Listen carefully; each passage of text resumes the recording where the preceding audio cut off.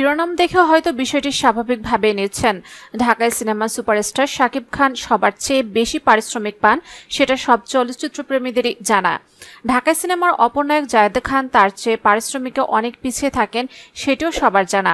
এবার শাকিব খানের নাম রাখা গরুরও দামে এগিয়ে আছে জায়েদ খানের নামে রাখা গরুর চেয়ে। এবার শাকিব খানের নামে রাখা গরুর দামও এগিয়ে আছে জায়েদ খানের নামে রাখা গরুর চেয়ে।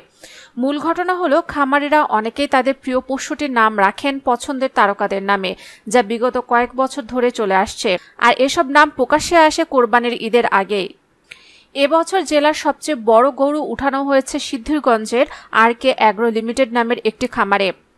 খামারটিতে গিয়ে দেখা যায়, এখানে বিশাল দেহের অধিকারী এক গরুর দাম নির্ধারণ করা হয়েছে অর্ধ কোটি টাকা। গরুটির নাম রাখা হয়েছে হামজা। এছাড়া একই খামারে আরও দুটি মোটাতাজা গরুর নামকরণ করা হয়েছে। চলচ্চিত্র নায়কদের নামের সঙ্গে মিল রেখে এগুলোর নাম রাখা হয়েছে শাকিব খান ও জায়েদ খান। সাদা রঙের শাকিব খানের দাম 15 লাখ টাকা এবং লাল রঙের জায়েদ খানের দাম চাওয়া হয়েছে 14 লাখ টাকা। কুরবানির ঈদকে সামনে রেখে কুরবানিযোগ্য পশুর পরিচর্যা ও প্রস্তুতি কাজে ব্যস্ত সময় পার করছেন নারায়ণগঞ্জের পশুর খামারের মালিকরা। 5টি উপজেলার প্রায় 4,500 খামার গবাদি পশু বিক্রির জন্য প্রস্তুত। ইতিমধ্যে অনেক খামারে পশু বেচাকেনা শুরু হয়ে গেছে। এই মুহূর্তে জেলায় 71,234টি গরু প্রস্তুত রয়েছে।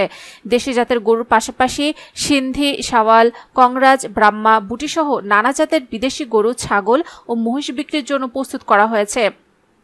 জেলা প্রাণী সম্পদ অধিদপ্তরের তথ্য মতে এবছরে নারায়ণগঞ্জ ও এর আশেপাশে 4,337টি খামার রয়েছে।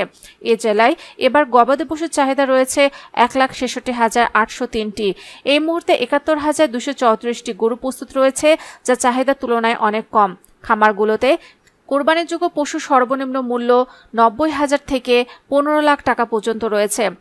খামারে মোটাতাজা গরুর কদর থাকলেও ছোট গরুর চাহিদাই সবচেয়ে বেশি। লক্ষ্য পূরণ করা গেলে নারায়ণগঞ্জে এবছর সব মিলিয়ে প্রায় 700 কোটি টাকার পশু কেনাবেচা হবে বলে আশা করছেন জেলা প্রাণী সম্পদ অধিদপ্তর।